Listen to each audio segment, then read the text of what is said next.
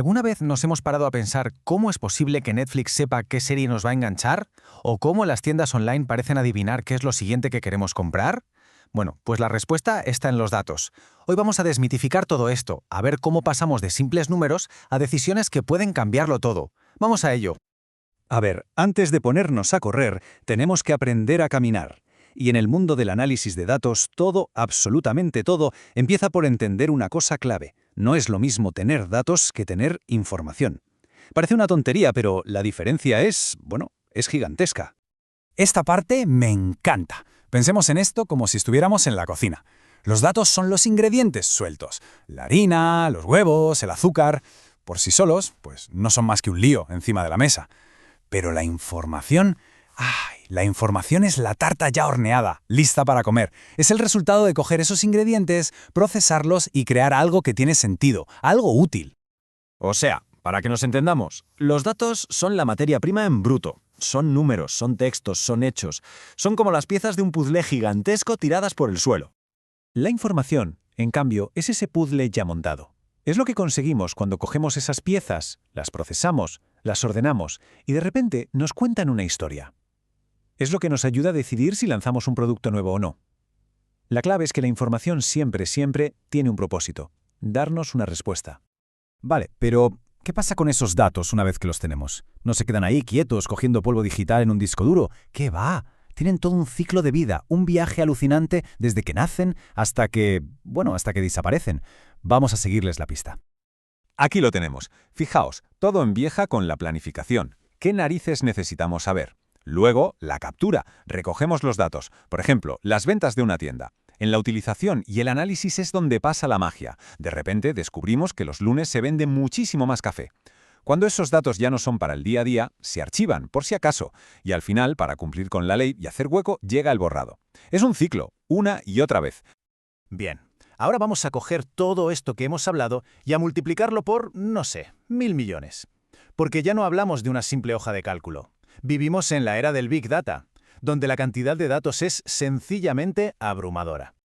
El Big Data es eso, datos a lo bestia. Tan grande que un ordenador normal se quedaría pillado, echaría humo.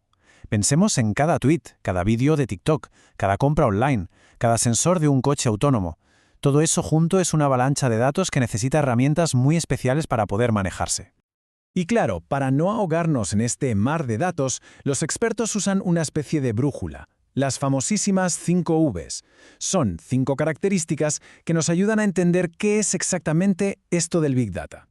La primera y la más obvia es el volumen.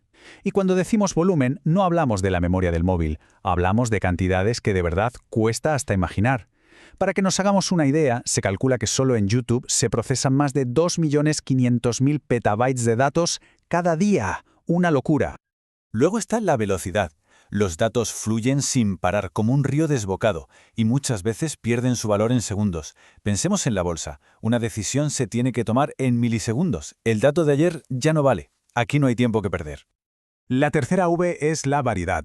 Si antes los datos eran como libros bien ordenaditos en una estantería, ahora son como un rastro, un mercadillo gigante. Tienes textos de emails, fotos de Instagram, audios de WhatsApp, datos de sensores, un caos de formatos que hay que saber cómo organizar y entender. Y ojo, porque ahora viene una V que es absolutamente crucial: la veracidad. De nada nos sirve tener una montaña de datos si son falsos, si están llenos de errores. Es como intentar cocinar con ingredientes caducados. El resultado va a ser un desastre, sí o sí.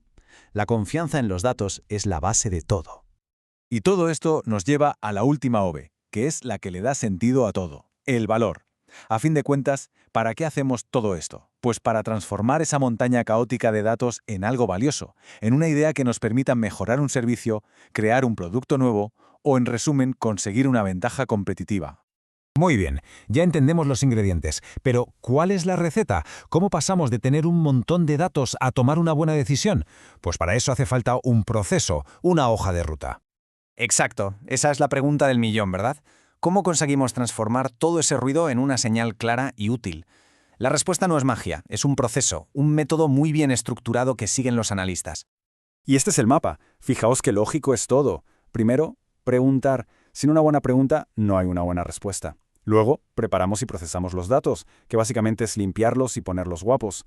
En la fase de análisis buscamos los patrones, las joyas ocultas. Después es fundamental compartir lo que hemos encontrado. Y por último, lo más importante de todo, actuar, porque los datos en acción son solo números en una pantalla. Bueno, ya está bien de teoría, ¿no? Vamos a mancharnos las manos y a ver cómo funciona todo esto en el mundo real, con un caso práctico de un departamento de recursos humanos. Imaginemos la situación. Una empresa se da cuenta de que tiene un problemón. La gente no le dura en la plantilla más de 2 años. Eso cuesta un dineral y destroza la moral del equipo. Pero, ¿por qué se iban? Había muchas opiniones, muchas teorías de pasillo, pero pocos hechos. Así que, ¿qué hicieron? Pues dejaron de lado las corazonadas y se pusieron serios.